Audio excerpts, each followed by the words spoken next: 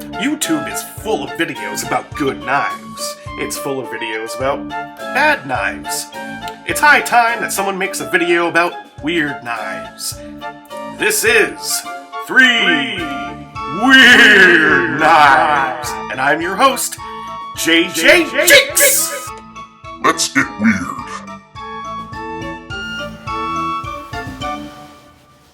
It's been a while since I've made a video. I mean, to be fair, this is my hobby, and even when I do have time, sometimes I just don't feel like it. Today is not one of those days. So I'm going to start with this one because it's the one I'm most curious about. I paid less than $15 for it, Amazon.com, and one of the things I noticed is there's kind of a weird thing going on with the spacing on the letters here. This is from EDC fans. A lot of the letters are kind of running into each other. It's an outdoor survival camping. Capming. Oh gosh, that's weird. What is going on? Anyway, kind of a nice box though. It's got that sort of, I don't know, linen kind of look to it. So, here is the knife.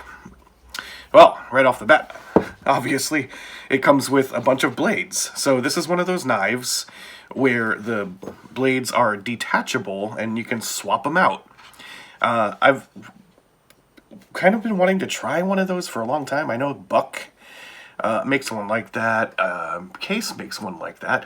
I'm sure tons of companies make them like that. But for under $15, this is what you can get. Just kind of a cursory glance. We got a long jimped back spacer, steel liners, some kind of patterned plastic handle. Looks like G10. Neat little swoosh marks in there. So that's kind of cool. We got a flipper tab. Very, very nice opening. That is not open assisted. It is on bearings, which for under 15 bucks, I mean, Walmart put out a knife on bearings for less than $5. So I'm very happy about that. I actually like bearings. I remember some years ago, I read people were saying they're kind of overkill. You don't really need anything more than phosphor bronze. And they may be right, but bearings is a cheap way to give a smooth pivot. And, well, they accomplished that with this knife. You got a lanyard hole built into that spacer. And it's very easy to disengage the liner lock, which I appreciate. Some knives don't do it very well, but the way they cut it, the liner protrudes a little bit on only that one side and not the other. So when you move your thumb across, you pretty much have no choice but to catch it and move it over. And it's also chamfered a little bit at an angle, so that's really well done. I'm super impressed with this knife so far. And I've never actually exchanged any of these blades. I wanted to do it on camera and figure it out for myself. They very generously tell you that this is 440C steel. So there's that. Having a look at the blades, it's relatively thin stock. That would be, what, 1/8 of an inch, I think. And what we have is a clip point. No.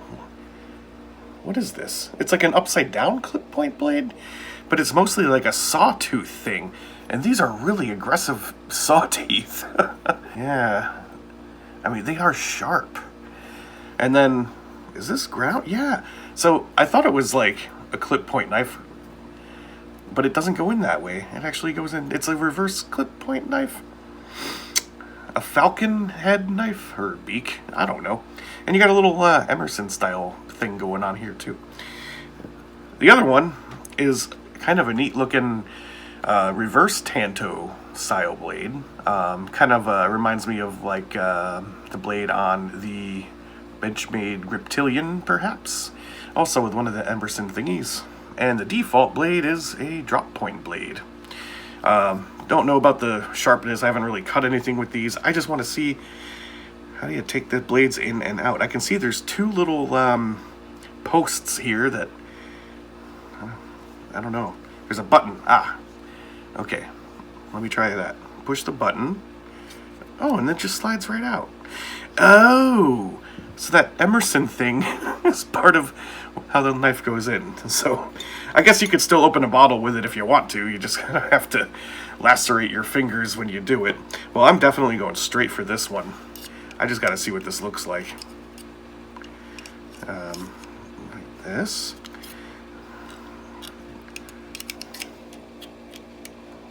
That was a lot easier than I thought. Okay then. Yeah, it's a little rattly in there. Only a little, though. Yeah, the centering's damn good, too. Oh, I love this blade. That is awesome.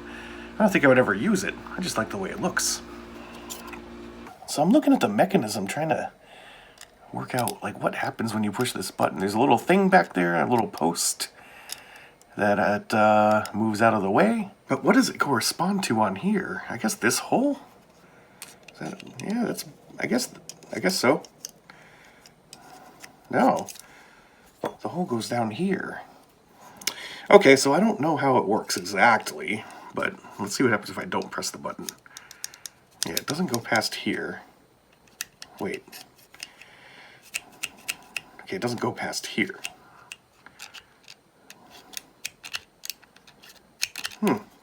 Well, it's some kind of a mystery internal mechanism, the likes of which I have never seen. But, hey, nice knife for the money, though. I mean, you break a blade, so what? You got two more. Let's try this one. I'm actually kind of surprised how easily they go on and off. I was not expecting that. And one of my concerns was, like, if you use the thumb stud, well, that's got the button on it, right? So, would it fly off if you push the button and try to do it that way? I don't know. Let me try it. This might be dangerous. Push the button. Oh, it is still there. Alright, no lacerations for this video. Yet. This next knife comes to us from Saudao? Saudao. Kind of an interesting symbol. A diamond with an arrow pointing up. Not sure what that's about. Yellow and black color. Okay. So, it's a Transformer keychain knife. I was a big fan of Transformers when I was a kid. I watched the cartoons pretty religiously. So this is the symbol of the Autobots, Optimus Prime's face. And it transforms, I suppose, into a knife. Here's how it works. There are two levers here. You push them in together like that, and these little tabs come out to release the knife, which you then reverse, place it back in, let go, and it clamps it into place. And it's actually pretty secure. It's a little itty-bitty drop point blade. I guess that's pretty much it. They didn't have a Decepticon version. That would be kind of cool. Or if you had like one for each Transformer, you know, in the color scheme. So like if this was Optimus Prime's knife, it should be red and blue, right? And then you need all of the others. Now the knife itself, it's full tang construction. It's got some interesting geometric patterns cut out for weight reduction. The grind actually doesn't look too bad. And if you angle it right, it'll just drop right back in. That's the sound they make, right? It's like a... Quick! The Decepticons are attacking! So it's fun. It's made for children. It's a toy. I can kind of foresee reaching down in my pocket, pulling out my keys and finding it like this. And it's like, uh-oh. Well, now this is in my pocket somewhere. And my latest acquisition, I actually just got this in today. It's a vampire-themed knife. And there's a picture of someone with green eyes. I don't know if that's like a stock photo from a vampire movie, like maybe one of the, what's the one with the werewolves and the shiny people? An American Werewolf in London. Maybe Lopan's wife. Well, here's the knife. It is a two-bladed, silvery colored knife, and I do like how Lovers is like the possessive form. Like, this is a knife for a vampire lover? Vampire lovers. Or this is a knife for a lover of a vampire. Like, if I'm in love with a vampire, this is a knife that they would give to me, because I don't know. Why is the apostrophe there? Anyway, you actually have a pretty nice looking deep ride pocket clip. Or at least I think that would work well. Never tried it. Onto the blades themselves. They are open assisted, but it's a very, very rough opening. It only gets it, well, that far. And the lockup is awful. There's just no chance that's ever going to lock up no matter how hard I flick that out. Same thing with the other side. Ow. Outside. Look at how much space is in between the bottom of the blade and that liner lock. There's just no way either of these are going to lock up. Okay, I'm going to try to flick it out very, very hard. And that's as far as I got. No, it can't be done. So, in true vampiric form, these are meant to draw blood of the user. But the best thing about this knife is what it says on the blades. I want to do bad things with you. Not to you. With you. And it says that on the other side as well. Hand feel wise, it's huge, so it's not that comfortable, and you've got to be very careful because neither of these are locked. So at any moment they can completely sever my fingers. This is a very dangerous knife for a very dangerous lover of vampires. Oh, that one got out pretty far. Maybe it just needs to be broken in.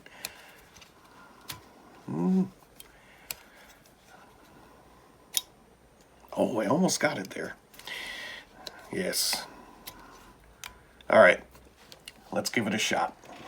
Maybe it just needs a little bit of lube. No idea what kind of spacer these have.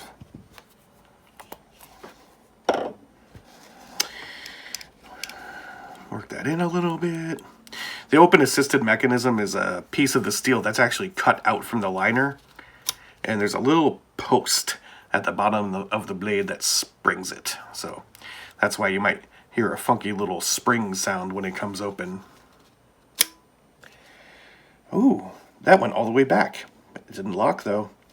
There's just no way that's gonna lock. Wow. All right, I think it's ready for a big one. Vampire. Nope. Oh. Oh man, nope. Not happening. Just like a vampire, it sucks.